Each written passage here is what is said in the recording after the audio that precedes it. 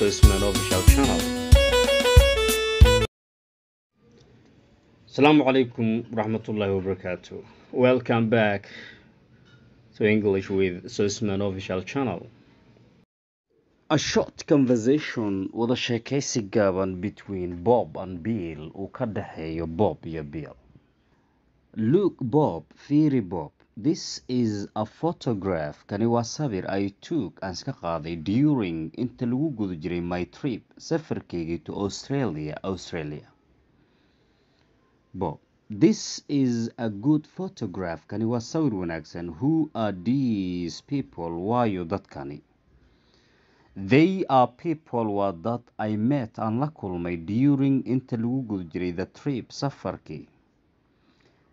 That is the ship. Kaasi waa markabka we traveled on eenu ku safarnay. What a beautiful ship. Muxuu markab qurux badan yahay. Who is this? Waa kuma kani? That is the man. Kaasi waa ninka I told you about aan kuu sheegay wax ku saabsan.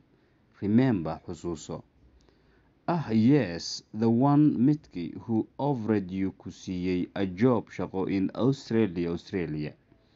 That's right, waa sax. Who is this? Kanina waa kuma? Gas, qiyaas. It's not you, adiga mahan, is it? Ma tahay? That's right, waa sax. I grew a bit during the trip. Safarka inta lagu guda jiray garkii baa igu baxay. I grew a bit. Waxaa igu baxay garkii during inta lagu guda jiray the trip safarkii. But I shaved it off. Laakiin waan iska xiiray when goortii I came home aan dalka imaaday ama hoyga imaaday.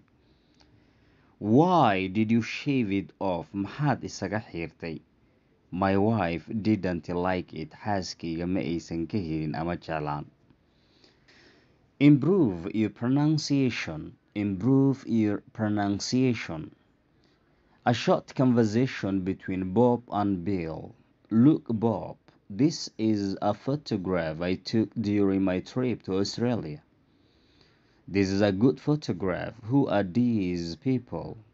They are people I met during the trip. That is the ship we traveled on. What a beautiful ship. Who is this? That is the man I told you about. Remember? Yes. The one who offered you a job in Australia. That's right. Who is this? Gus. It's not you, is it? That's right. I grew a bit during the trip, but I shaved it off when I came home. Why did you shave it off? Why did you shave it off? My wife didn't like it. Thanks. ألف لو كنبي ألف لو سنبي